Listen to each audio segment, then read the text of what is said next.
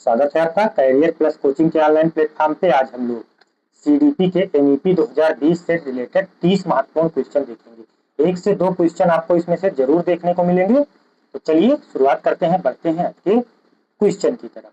आज का पहला क्वेश्चन कह रहा है कि एनईपी 2020 के अनुसार वर्तमान 10+2 शैक्षिक मॉडल को किस नए स्कूल शिक्षा पाठ्यक्रम मॉडल में बदल दिया गया है। ठीक है, आपसे यही पूछ रहा है कि इसको किस शिक्षा पाठ्यक्रम मॉडल से बदल दिया गया है। 5+3+3+4 5-3-4-3 यानी 3-4-4-5-4-3-3+5। तो देखिए इसको किससे बदल दिया गया है, 5+3+3+4। पहले देखिए जो एनईपी 2020 से पहले था ना वो 10+2 था। क्या था, 10+2। यानी पहले क्या था, वो कक्षा 1 से 5 आप पढ़ते थे तो 5 था, फिर क्या था 6, 7, 8 3 था, फिर 10+2 था। अब इसको बदल के क्या कर दिया गया है, 3 साल का प्री प्राइमरी इसमें जोड़ दिया गया है। तो देखिए 3 साल का प्री प्राइमरी और कक्षा 1 और कक्षा 2 कोई मिला के कितने हो जाएंगे, ये हो गया 5। पहले कितना होगा, 5 हो जाएगा। ठीक, एक मिनट कलर चेंज कर लिया जाए। पहले क्या हो जाएगा, सबसे पहले हो जाएगा 5। क्या हो जाएगा, 5। देखिए पहले कितना हो जाएगा, 5। फिर देखिए उसके बाद फिर 3-4-5 यानी 3। ठीक, फिर देखिए 6-7-8 यानी फिर 3। 6-7-8 हो गया, फिर 4 9 10 11 12 कितने हो गए, प्लस 4। तो कौन सी शिक्षा नीति अपनाई गई है, कौन सी शिक्षा नीति अपनाई गई है, 5+3+3+4। तो विकल्प कौन सा सही हो जाएगा आपका, ए विकल्प, 5+3+3+4। चलिए बढ़ते हैं क्वेश्चन नंबर 2 की तरफ। क्वेश्चन नंबर 2 कह रहा है कि एनईपी, क्वेश्चन नंबर 2 कहता है एनईपी 2020 के फाउंडेशनल स्टेज में किस आयु वर्ग के बच्चे शामिल है। ठीक, जो फाउंडेशनल स्टेज है इसमें किस आयु वर्ग के बच्चे शामिल है, 3 से 6 वर्ष, 3 से 8 वर्ष, या 6 से 14 वर्ष, या 4 से 10 वर्ष। तो देखिए इसमें 3 से 8 वर्ष के बच्चे शामिल किए गए हैं। 3 साल प्री प्राइमरी जो आंगनबाड़ी वाली शिक्षा है, ठीक, और कक्षा 1 और कक्षा 2 कुल मिला के 5 साल। तो प्री प्राइमरी में कितना शामिल किया गया फाउंडेशनल स्टेज में, 3 साल प्री प्राइमरी और 2 साल कक्षा 1 और 2, कुल मिला के 5 क्लास है। तो 5 क्लास 3 साल का बच्चा पढ़ने जाएगा विद्यालय, तो 8 वर्ष तक यानी 3 से 8 वर्ष, और कक्षा 3 साल आंगनबाड़ी और 1 और 2, ये ध्यान रखेंगे। चलिए बढ़ते हैं अगले क्वेश्चन नंबर 3 की तरफ। 3 कह रहा है कि राष्ट्रीय शिक्षा नीति 2020 के अनुसार कक्षा 5 तक की शिक्षा में किस भाषा को माध्यम बनाने पर जोर दिया गया, यानी बल दिया गया है। अंग्रेजी, राष्ट्रभाषा हिंदी, मातृभाषा या स्थानीय भाषा, और संस्कृत। तो देखिए क्योंकि भारत में अनेक भाषाएं बोली जाती हैं तो कोई एक भाषा तो अनिवार्य कर नहीं सकते। जैसे हिंदी मान लीजिए अनिवार्य कर दिया, केरल में तो हिंदी बोली नहीं जाती, वहां मलयालम बोली जाती है, तो वहां का बच्चा कैसे सीखेगा। तो इसीलिए अपनी मातृभाषा या स्थानीय भाषा को अनिवार्य कर दिया गया है। ठीक, कक्षा कब तक का अनिवार्य कर दिया गया है, कक्षा 5 तक की शिक्षा उसको आप उसके मातृभाषा में ही देंगे। तो विकल्प कौन सा सही हो जाएगा, सी विकल्प, मातृभाषा या स्थानीय भाषा। चलिए बढ़ते हैं अगले क्वेश्चन नंबर 4 की तरफ। क्वेश्चन नंबर 4 कह रहा है कि एनईपी 2020 की मसौदा समिति जो ड्राफ्टिंग कमेटी थी ना, इसके अध्यक्ष कौन थे। एनईपी 2020 कमेटी के अध्यक्ष पूछ रहा है, डॉक्टर के कस्तूरी रंगन, प्रोफेसर यशपाल, श्री TSR सुब्रमण्यम और प्रोफेसर CNR राव। तो देखिए डॉक्टर के कस्तूरी रंगन की अध्यक्षता में ये समिति बनी थी। के कस्तूरी रंगन कौन है, ये महत्वपूर्ण व्यक्ति है, ये अंतरिक्ष वैज्ञानिक थे। ठीक, इनका पूरा नाम डॉक्टर कृष्णा स्वामी कस्तूरी रंगन। क्या है इनका पूरा नाम, डॉक्टर कृष्णा स्वामी कस्तूरी रंगन। ये कौन है, ये अंतरिक्ष वैज्ञानिक थे। ठीक, 2020 मसौदा कमेटी के ये जो ये ड्राफ्टिंग कमेटी बनी थी, राष्ट्रीय शिक्षा नीति नेशनल एजुकेशन पॉलिसी 2020, इसके क्या थे, ये अध्यक्ष थे। ठीक, चेयरमैन थे। तो विकल्प कौन सा सही हो जाएगा, डॉक्टर के कस्तूरी रंगन। प्रोफेसर यशपाल समिति तो अलग बनी थी, उसको आप तो पढ़े ही होंगे। ठीक, चलिए बढ़ते हैं अगले क्वेश्चन नंबर 5 की तरफ। 5 कह रहा है, एक मिनट, ये 28 नंबर क्वेश्चन कैसे आ गया। क्वेश्चन नंबर 5 कह रहा है शिक्षा मंत्रालय का नाम बदलकर पहले क्या था, जिसे एनईपी 2020 के तहत पुनः बदल दिया गया। तो शिक्षा मंत्रालय का पहले नाम क्या था आपसे पूछ रहा है। मानव संसाधन विकास मंत्रालय, संस्कृति और शिक्षा मंत्रालय, बाल कल्याण मंत्रालय, राष्ट्रीय साक्षरता मंत्रालय। तो देखिए शिक्षा मंत्रालय का पहले नाम क्या था, मानव संसाधन विकास मंत्रालय। क्या नाम था इसका, MHRD इसी को बोलते थे, मानव संसाधन विकास मंत्रालय। तो विकल्प आपका कौन सा सही हो जाएगा, ए विकल्प, यानी मानव संसाधन विकास मंत्रालय। अच्छा अब इसका नाम क्या कर दिया गया, पुनः इसका नाम कर दिया गया है शिक्षा मंत्रालय। अब इसका क्या नाम है, शिक्षा मंत्रालय इसका नाम है। चलिए बढ़ते हैं अगले क्वेश्चन नंबर 6 की तरफ। एनईपी 2020 के तहत स्कूली शिक्षा में मिडिल स्टेज किस प्रकार की कक्षा को कवर करता है। यानी जो मिडिल स्टेज बताया गया है ना, बीच वाली कक्षा एनईपी 2020 में, ये किसको कवर करता है, कक्षा 1 से 5, 3 से 5, 6 से 8 या कक्षा 9 से 12। तो देखिए ये किसको कवर करता है, ये 6 से 8 किसको कवर करेगा, कक्षा 6 से कक्षा 8। इसको क्या बोलेंगे, मिडिल स्टेज या बीच वाली कक्षा बोलते हैं। तो विकल्प आपका कौन सा सही हो जाएगा, सी विकल्प। देखिए नई एजुकेशन पॉलिसी अभी आपको बताए 5+3+3+4 है, ठीक। तो 5 प्री क्या है, ये फाउंडेशनल स्टेज है। कक्षा 2 तक क्या है, प्री प्राइमरी, और कक्षा 1 और 2 ये क्या है, फाउंडेशनल स्टेज। और 3, 4, 5 इसको क्या बोलेंगे, मिडिल एज बोलेंगे। और कक्षा 6, 7 और 8 जिसमें शामिल है इसको क्या बोलेंगे, मिडिल एज, ठीक। और उसके बाद आपको 4 पता है, 9, 10, 11, 12। तो ठीक विकल्प कौन सा सही हो जाएगा, सी विकल्प, कक्षा 6 से कक्षा 8, ठीक है। चलिए बढ़ते हैं क्वेश्चन नंबर 7 की तरफ। क्वेश्चन नंबर 7 कह रहा है कि स्कूली बच्चों के लिए एनईपी 2020 द्वारा प्रस्तावित नए मूल्यांकन केंद्र का नाम क्या रखा गया है। स्कूली बच्चों के लिए जो प्रस्तावित नया मूल्यांकन केंद्र बनाया गया है, इसका नाम आपसे पूछ रहा है। परख, दिशा, लक्ष्य, निपुण। तो देखिए इसका क्या नाम है, परख नाम है। क्या नाम है इसका, परख। विकल्प कौन सा सही हो जाएगा, ए विकल्प, परख, ठीक। परख का फुल फॉर्म भी आपसे पूछ सकता है, ठीक। तो इसको जाने रहिए। परफॉर्मेंस, पी से क्या हो जाएगा, परफॉर्मेंस, ए से असेसमेंट, आर से रिव्यू, ए से एंड, ए से एनालिसिस हो जाएगा, और के से क्या हो जाएगा, नॉलेज, उससे एच से क्या हो जाएगा, होलिस्टिक डेवलपमेंट। तो परख का पूरा नाम क्या है, परख का पूरा नाम performance assessment review and analysis of knowledge for holistic development, ठीक। तो परख काफी इंपॉर्टेंट है, इसका फुल फॉर्म तो जरूर याद करके जाएंगे। परख हुआ, निपुण हुआ, दीक्षा हुआ, इन सबका आप याद करके जाएंगे, एक जरूर आएगा, ठीक है। चलिए बढ़ते हैं क्वेश्चन नंबर 8 की तरफ। क्वेश्चन नंबर 8 कह रहा है कि एनईपी 2020 के अनुसार किस कक्षा में व्यावसायिक शिक्षा और कोडिंग की शुरुआत की जाएगी। यानी कब बच्चे को कोडिंग सिखाना शुरुआत करेंगे, बच्चे को कोडिंग आप कब सिखाना, किस कक्षा से शुरुआत कर सकते हैं, कक्षा 3, कक्षा 5, कक्षा 6 और कक्षा 9। तो देखिए कक्षा 6 से, विकल्प कौन सा सही हो जाएगा, सी विकल्प। कक्षा 6 से आप बच्चे को कोडिंग सिखाया व्यावसायिक शिक्षा देने का शुरुआत करेंगे। अच्छा एक और इसमें एनईपी 2020 में शुरू किया गया है, वो भी बहुत इंपॉर्टेंट है, हो सकता है पूछा जाए, तो ध्यान रखिएगा। इसमें यह कहा गया है कि बैगलेस पीरियड, यानी बिना बस्ते के दिन की घोषणा की गई है, ठीक। 10 दिन बच्चा बिना बैग के जाएगा। कितने दिन, 10 दिन। ये पूछा जा सकता है कि बैगलेस डे कितने हैं, तो 10। कितने हैं, 10 दिन। चलिए बढ़ते हैं क्वेश्चन नंबर 9 की तरफ। समझ में आया इसमें, कक्षा 6 से आप उसको व्यावसायिक शिक्षा और कोडिंग सिखाएंगे, और बैगलेस डे भी मान लीजिए पूछ ले तो आप ध्यान रखेंगे 10 दिन बिना बस्ते का होगा। चलिए बढ़ते हैं क्वेश्चन नंबर 9 की तरफ। 9 कह रहा है कि एनईपी 2020 में छात्रों के प्रगति कार्ड के लिए किस प्रकार के मूल्यांकन का प्रस्ताव है, ठीक। तो छात्रों का जो प्रगति कार्ड है ना, रिपोर्ट कार्ड, इसमें किस प्रकार का मूल्यांकन होगा।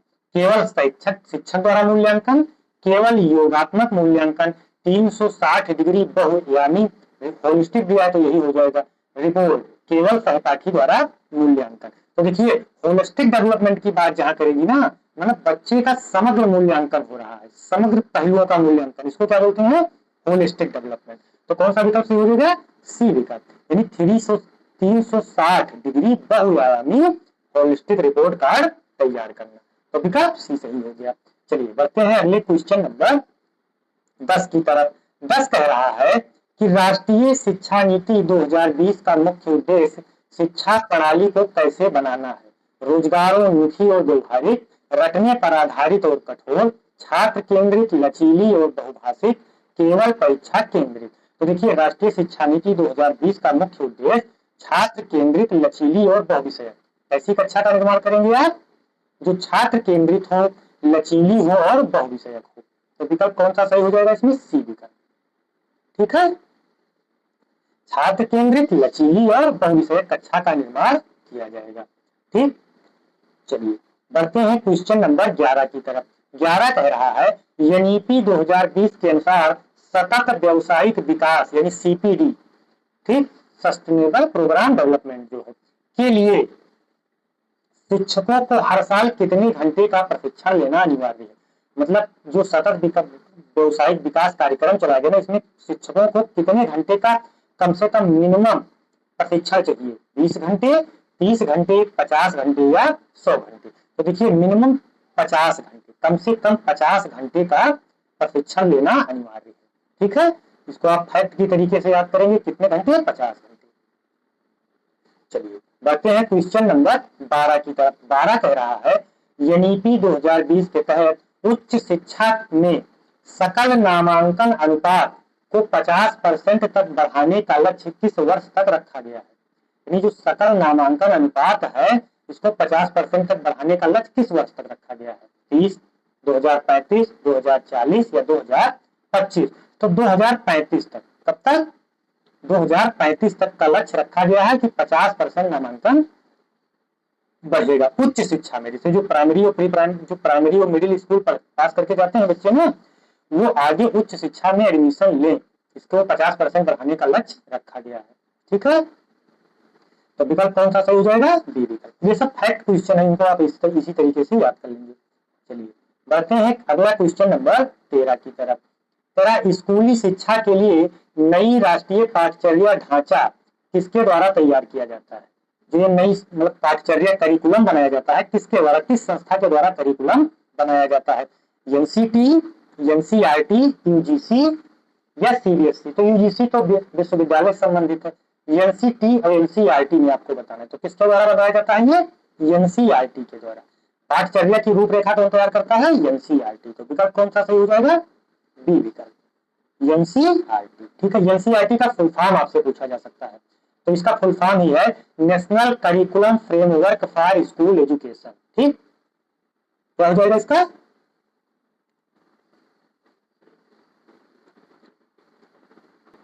क्या हो जाएगा? National curriculum education research and training. तो विकल्प कौन सा सही हो जाएगा? बी विकल्प, एनसीईआरटी। ठीक है, चलिए बढ़ते हैं क्वेश्चन नंबर 14 की तरफ। 14 कह रहा है एनईपी 2020 के अनुसार सामाजिक और आर्थिक रूप से वंचित समूहों के अंतर्गत कौन आते हैं?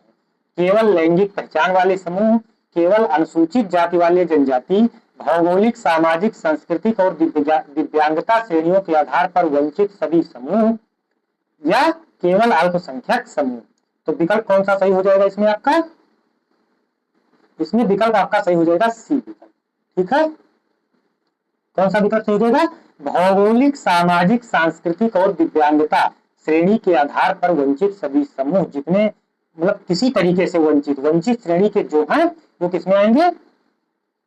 वंचित समूह के अंतर्गत आएंगे। एनईपी 2020 के अनुसार वंचित समूह में कौन कौन आएंगे? जो भौगोलिक रूप से वंचित है, सामाजिक सांस्कृतिक रूप से वंचित है, या जो दिव्यांग है, उनको किसमें रखा गया है? SEDGS में रखा गया। तो विकल्प आपका कौन सा सही हो जाएगा? सी विकल्प। चलिए बढ़ते हैं क्वेश्चन नंबर 15 की तरफ। 15 कह रहा है कि अधिगम का कौन सा स्वरूप एनईपी 2020 द्वारा अत्यधिक अनुशंसित है? कंठस्थीकरण आधारित अधिगम, अनुभवात्मक अधिगम, परीक्षा के लिए अधिगम या पाठ्य पुस्तक केंद्रित अधिगम। तो कौन सा विकल्प इसमें आपका सही हो जाएगा? इसमें अनुभवात्मक अधिगम, एक्सपीरियंशियल लर्निंग जो दिया है ना, ये सही हो जाएगा। बच्चे करके सीखेंगे। सबसे ज्यादा किसकी अनुशंसा की गई है? करके, डूइंग बाय लर्निंग, यानी बच्चा करके सीखे। तो विकल्प कौन सा सही हो जाएगा? अनुभवात्मक अधिगम। ठीक है, विकल्प बी सही हो जाएगा। चलिए बढ़ते हैं क्वेश्चन नंबर 16 की तरफ। 16 कह रहा है कि एनईपी 2020 के तहत उच्च शिक्षा में किस कोर्स को बंद कर दिया गया है? MEd, MPhil, PhD, MBA. तो देखिए 2020 के पहले एमफिल होता था, लेकिन जब से 1986 जो राष्ट्रीय शिक्षा नीति था, जब पहली राष्ट्रीय शिक्षा नीति करवाई थी 1968, उसको परिवर्तित करके 1986 में राष्ट्रीय शिक्षा नीति आई। फिर अब मौजूदा समय में कौन सी राष्ट्रीय शिक्षा नीति लागू होने जा रही है? 2020 वाली, यानी नेशनल एजुकेशन पॉलिसी 2020। तो इसमें किस कोर्स को बंद करने की बात की गई है? एमफिल को बंद करने की बात की गई है। ठीक, किसको बंद करने की बात की गई है? एमफिल को। ठीक है, एमफिल को पूरी तरीके से समाप्त कर दिया जाएगा। और अब एक नियम इसमें बनाया गया है कि पहले स्नातक कितने साल का होता था? 3 साल का। अब स्नातक इसमें 4 साल का कर दिया गया है, और 4 वर्ष के स्नातक के बाद बच्चे सीधे पीएचडी कर सकेंगे। पीएचडी करने के लिए एमफिल की जरूरत नहीं है, अब सीधे आप पीएचडी कर सकेंगे। 4 वर्ष का आप ग्रेजुएशन करिए, उसके बाद सीधा पीएचडी कर सकते हैं। चलिए बढ़ते हैं क्वेश्चन नंबर 17 की तरफ। क्वेश्चन नंबर 17 कह रहा है कि एनईपी 2020 दिव्यांग बच्चों की शिक्षा के लिए किस कानून का प्रावधान को बढ़ावा देती है? किस कानून के प्रावधान को बढ़ावा ये दे रही है? आपसे यही पूछ रहा है। पीडब्ल्यूडी अधिनियम 1995, आरपीडब्ल्यूडी अधिनियम 2016, या आरटीआई अधिनियम 2009, या पुनर्वास परिषद अधिनियम 1992। तो कौन सा विकल्प इसमें आपका सही हो जाएगा? किस प्रकार की बात इसमें किसको प्रावधान को बढ़ावा दे रही है? ये 2016 वाले को, यानी आरपीडब्ल्यूडी एक्ट 2016। तो विकल्प कौन सा सही हो जाएगा? बी विकल्प। आरपीडब्ल्यूडी का फुल फॉर्म आपसे पूछा जा सकता है। आरपीडब्ल्यूडी का फुल फॉर्म जाने रहिए, हो सकता है पूछा जाए। तो क्या होगा? Rights for person with disability act 2016। क्या? Rights of person with disability act 2016। चलिए बढ़ते हैं क्वेश्चन नंबर 18 की तरफ। क्वेश्चन नंबर 18 कह रहा है कि बुनियादी साक्षरता और संख्यात्मक ज्ञान, यानी एफएलएन इसी को बोलेंगे, फाउंडेशनल लैंग्वेज एंड न्यूमरेसी, प्राप्त करने के लिए एनईपी 2020 के तहत शुरू किए गए राष्ट्रीय मिशन का नाम क्या है? दीक्षा मिशन, सक्षम भारत, निपुण भारत, या शिक्षा अभियान। तो इसको क्या बोलेंगे? निपुण भारत बोलेंगे। कौन सा विकल्प सही हो जाएगा आपका? सी विकल्प, निपुण भारत। अच्छा देखिए, निपुण भारत का फुल फॉर्म आपसे पूछा जा सकता है, तो इसको एक बार सुन लीजिए। क्या होगा? National initiative for proficiency in reading with understanding and numeracy, यानी बच्चा अपनी मातृभाषा में लिखना पढ़ना जानता हो, लिख ले पढ़ ले, और उसको संख्यात्मक ज्ञान हो, तो उसको क्या बोलेंगे? निपुण बोलेंगे। इसके तहत क्या किया जाता है? निपुण लक्ष्य घोषित किए गए थे। ठीक, कक्षा 3 तक के बच्चों की बुनियादी साक्षरता हो, संख्यात्मक ज्ञान उसको अनिवार्य रूप से आना चाहिए, यही निपुण का लक्ष्य है। चलिए बढ़ते हैं क्वेश्चन नंबर 19 की तरफ। 19 कह रहा है कि एनईपी 2020 के अनुसार जीडीपी का कितना प्रतिशत शिक्षा पर खर्च करने का लक्ष्य निर्धारित किया गया है? यानी सकल घरेलू उत्पाद जो बोलते हैं ना, ग्रास डोमेस्टिक प्रोडक्ट, इसका कितना प्रतिशत केवल इस पे खर्च होगा? शिक्षा पे 4%, 5%, 6%, या 7.5%। तो देखिए 6%, कुल जीडीपी का 6%। 2020 में लक्ष्य रखा गया है कि कुल जीडीपी का 6%, कम से कम 6% शिक्षा पे खर्च होगा। तो विकल्प कौन सा सही हो जाएगा? सी विकल्प, 6%। चलिए बढ़ते हैं क्वेश्चन नंबर 20 की तरफ।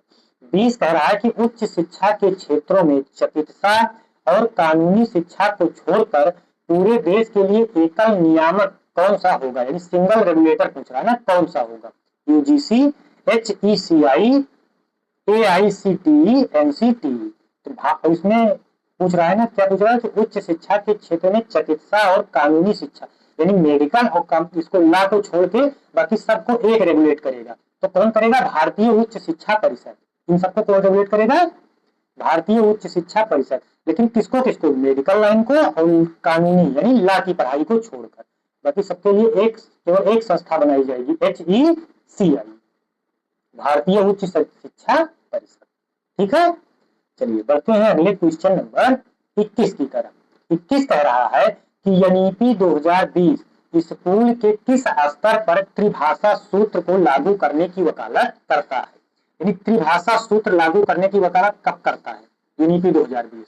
यही तो पूछ रहा है। केवल प्राथमिक स्तर पर, केवल माध्यमिक स्तर पर, स्कूली शिक्षा के सभी स्तरों पर जहां भाषाओं के चयन में लचीलापन होगा, केवल मिडिल स्तर पर। तो देखिए ये वहां बात करेगा सब स्तरों, सारे स्तरों पे बात करता है कि जहां लचीलापन होगा वहां क्या होगा, 3 लैंग्वेज फार्मूला, यानी कम से कम 3 लैंग्वेज पढ़ाना बच्चे को जानना अनिवार्य है। ठीक, 3 लैंग्वेज फार्मूला लागू है। जैसे एक तो आपकी मातृभाषा होगी, एक आप इंग्लिश ले लीजिए, एक कोई और आपको अदर स्टेट की लैंग्वेज पढ़नी पड़ेगी। इससे होगा क्या, सामाजिकता बढ़ेगी। ठीक है, जैसे आपको पता होगा, हमने बताया है, पढ़ा रहे थे तब, कि ये जो तमिल संगम होता है ना, तमिल बनारस में होता है ना, तमिल संगम, तमिल संस्कृति संगम, इसमें जैसे मान लीजिए तमिलनाडु के लोग आए, इधर से बनारस के लोग गए, तो ये वो यहाँ की भाषा सीख रहे हैं, ये वहां की भाषा सीख रहे हैं, तो इससे होगा कि आदान प्रदान बढ़ेगा। चलिए बढ़ते हैं क्वेश्चन नंबर 22 की तरफ। 22 कह रहा है कि एनईपी 2020 के तहत प्री स्कूल शिक्षा को मजबूत करने के लिए कौन सी संस्था मिलकर काम करेगी, कौन सी संस्था मिलकर काम करेगी, शिक्षा मंत्रालय और स्वास्थ्य मंत्रालय, शिक्षा महिला और बाल विकास स्वास्थ्य एवं जनजातीय मामलों के मंत्रालय, केवल महिला एवं बाल विकास मंत्रालय, केवल एनसीटी यानी एनसीईआरटी। तो देखिए विकल्प इसमें आपका कौन सा हो जाएगा, शिक्षा महिला एवं बाल विकास स्वास्थ्य और जनजातीय मामलों के मंत्रालय। तो यानी सब मिलके काम करेंगे 2020 के तहत प्री स्कूलों की शिक्षा को मजबूत। प्री प्राइमरी मतलब समझ रहे हैं आप, फाउंडेशनल स्टेज में ही जाएगा। ठीक, तो विकल्प कौन सा सही हो जाएगा, क्योंकि आंगनबाड़ी आता है इसमें, तो शिक्षा मंत्रालय इंक्लूड होगा, महिला एवं बाल विकास मंत्रालय तो इसको चलाता ही है, स्वास्थ्य मंत्रालय इंक्लूड ही होता है, जनजातीय मामले के मंत्रालय को भी इसमें नया इंक्लूड किया गया है। चलिए बढ़ते हैं क्वेश्चन नंबर 23 की तरफ। 23 कह रहा है कि राष्ट्रीय शिक्षा नीति 2020, राष्ट्रीय शिक्षा नीति 2020 समावेशी शिक्षा के तहत किस पर विशेष जोर देती है, मेधावी छात्रों के लिए अलग स्कूल खोलने पर, हाशिए पर मौजूद और वंचित समूह के बच्चों को मुख्य धारा में भागीदारी सुनिश्चित करना, कमजोर छात्रों को अनुत्तीर्ण करना, केवल व्यवसायिक शिक्षा देना। तो राष्ट्रीय शिक्षा नीति जो 2020 आई है ना, ये समावेशी शिक्षा पर बल देती है। तो समावेशी शिक्षा मतलब हाशिए पर मौजूद वंचित समूह के बच्चों को मुख्य धारा में भागीदारी सुनिश्चित करना। तो विकल्प कौन सा सही हो जाएगा, बी विकल्प। मतलब ये हुआ कि समावेशी शिक्षा का अर्थ यही है, समावेशी शिक्षा मतलब क्या है कि जिसमें सबका समावेश हो, चाहे दिव्यांग हो, मतलब कोई किसी तरह की छुआछूत या अस्पृश्यता नहीं होनी चाहिए, सब एक दूसरे से मिलकर काम करेंगे। तो विकल्प कौन सा सही हो जाएगा, बी विकल्प, हाशिए पर मौजूद और वंचित समूह के बच्चों की मुख्य धारा में भागीदारी सुनिश्चित करना। तो विकल्प बी सही हो जाएगा। ठीक, मतलब न लैंगिक रूढ़िवादिता होगी, न जातिवादिता होगी, कुछ भी नहीं होगा, तो आप उसको क्या बोलेंगे, समावेशी शिक्षा बोलेंगे। ठीक है, चलिए बढ़ते हैं क्वेश्चन नंबर 24 की तरफ।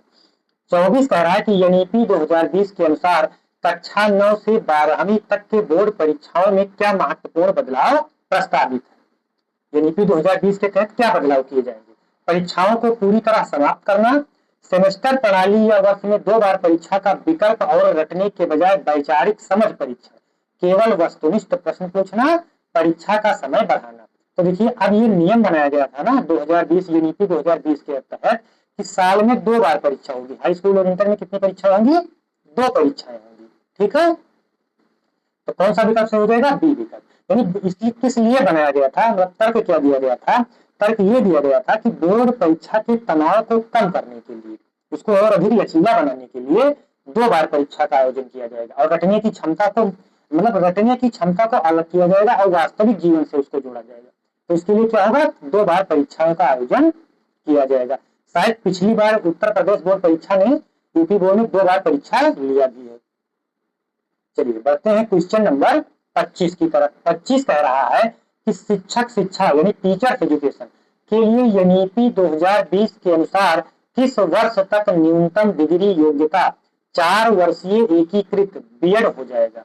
मतलब 2020 के तहत बीएड कितने साल का हो जाएगा, 4 वर्ष साल का। तो कब ये हो जाएगा, 2025, 2028, 2030 या 2035। तो ये 2030 तक करने की लक्ष्य रखा गया, यानी 2030 से बीएड जो है वो 4 साल का हो जाएगा और ये डीएलएड वगैरह सब बंद हो जाएंगे, सारे कोर्स बंद करके केवल एकीकृत बीएड होगा ना। क्या होगा, एकीकृत 4 वर्षीय बीएड होगा। वो बीएड करने के बाद प्राइमरी स्टेज से लेके और हायर एजुकेशन यानी पीजी तक वो जाएगा।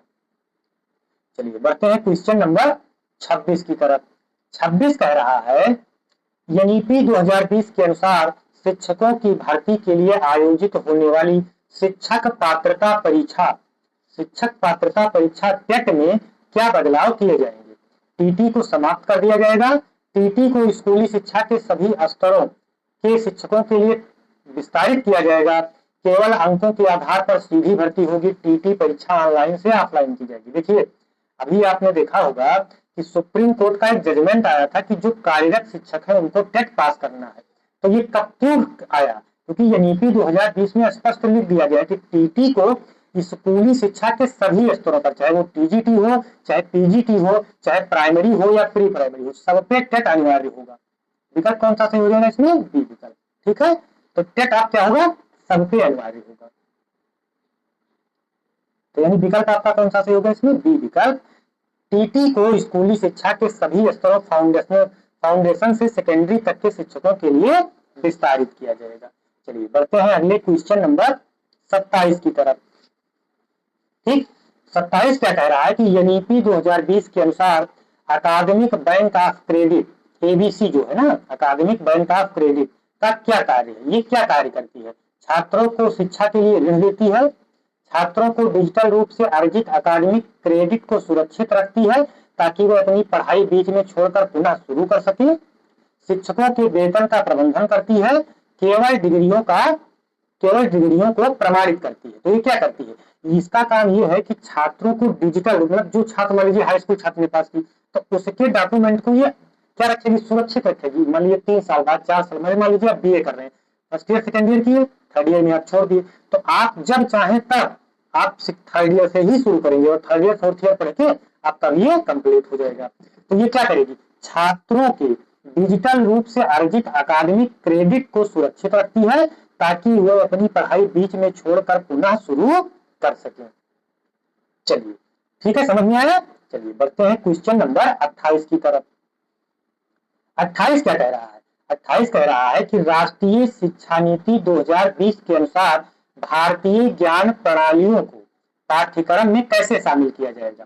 जो इंडियन नॉलेज सिस्टम था ना, जो पहले प्रणाली चल रही थी, शिक्षा की प्रणाली, भारत की अपनी शिक्षा प्रणाली गुरुकुल वाली थी, तमाम शिक्षा प्रणालियां थी, तो उसको अब शामिल करने की बात की जा रही है। तो कैसे शामिल किया जाएगा पूछ रहा है ना। केवल एक अतिरिक्त विषय के रूप में आदिवासी ज्ञान, स्वदेशी खेल, पारंपरिक कला और वैदिक गणित आदि के माध्यम से प्रासंगिक रूप से एकीकृत करके आधुनिक विज्ञान को हटाकर केवल उच्च कक्षाओं में। तो देखो, हटाने का तो कोई प्रश्न ही नहीं है। मैंने पहले ही बता दिया कि सीडीपी में यदि क्वेश्चन पॉजिटिव है तो केवल विकल्प कभी नहीं सही होते। तो विकल्प आपका कौन सा सही हो जाएगा? आदिवासी ज्ञान। इसमें कौन सा विकल्प आपका सही हो जाएगा?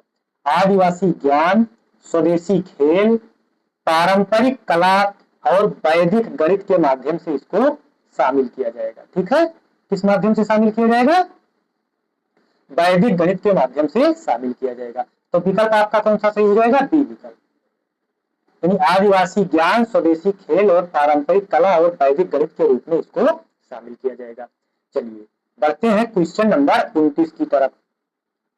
29 नंबर है, एनईपी 2020 के अनुसार जेंडर इंक्लूजन फंड, जो जेंडर इंक्लूजन फंड है की स्थापना का मुख्य उद्देश्य क्या है? मतलब इसकी स्थापना का उद्देश्य क्या है? ये क्या कार्य करती है? केवल पुरुष शिक्षकों को प्रशिक्षित करती है, महिला और ट्रांसजेंडर छात्रों के लिए गुणवत्तापूर्ण और समान शिक्षा सुनिश्चित करती है, केवल छात्राओं को छात्रवृत्ति देती है, या सह शिक्षा बंद करती है? जो को एजुकेशन है, सामूहिक शिक्षा, इसको बंद करती है? नहीं, ये करती क्या है? ये महिला और ट्रांसजेंडर छात्रों के लिए गुणवत्तापूर्ण और समान शिक्षा सुनिश्चित करती है। तो कौन सा विकल्प सही हो जाएगा इसमें आपका? बी विकल्प। ठीक, जो एक अनुसार जेंडर इंक्लूजन फंड है, इसका मुख्य कार्य क्या है? इसका मुख्य कार्य क्या है? महिलाओं और ट्रांसजेंडर छात्रों के लिए गुणवत्तापूर्ण और समान शिक्षा सुनिश्चित करना। तो विकल्प कौन सा सही हो जाएगा? बी विकल्प। ठीक, इसमें जैसे ये है मेन चीज, इसमें लैंगिक असमानता को दूर करने की बात की गई है। ठीक है, मेन इसका फोकस लैंगिक असमानता को दूर करना है और ट्रांसजेंडर को बढ़ावा देना। ठीक, तो विकल्प कौन सा सही हो जाएगा? बी विकल्प 29 नंबर का। चलिए बढ़ते हैं आज की आखिरी क्वेश्चन 30 की तरफ।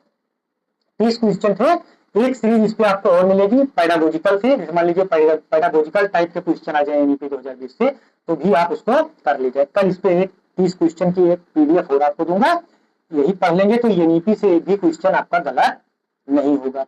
चलिए बढ़ते हैं आज के आखिरी क्वेश्चन 30 नंबर। स्वतंत्र भारत की वह कौन सी राष्ट्रीय शिक्षा नीति है जिसे वर्ष 2020 में लागू किया गया? पहली, दूसरी, तीसरी, चौथी। तो देखिए ये कौन सी है? ये तीसरी है। विकल्प कौन सा सही हो जाएगा? सी विकल्प। अब देखिए पहली कब आई थी? 1968 में। पहली शिक्षा नीति कब आई? 1968 में। पहली शिक्षा नीति कब आई? 1968 में, इंदिरा गांधी के सरकार की। ठीक। दूसरी कब आई? 1986 में। दूसरी 1900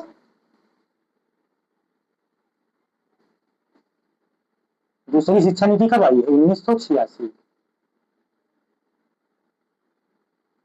1900 लिखी नहीं जा रहा। दूसरी कब आई थी? 1986 में। और तीसरी 2020 में आई है। ठीक। तो अब तक कुल कितनी राष्ट्रीय शिक्षा नीतियां आ चुकी हैं? 3। ठीक है।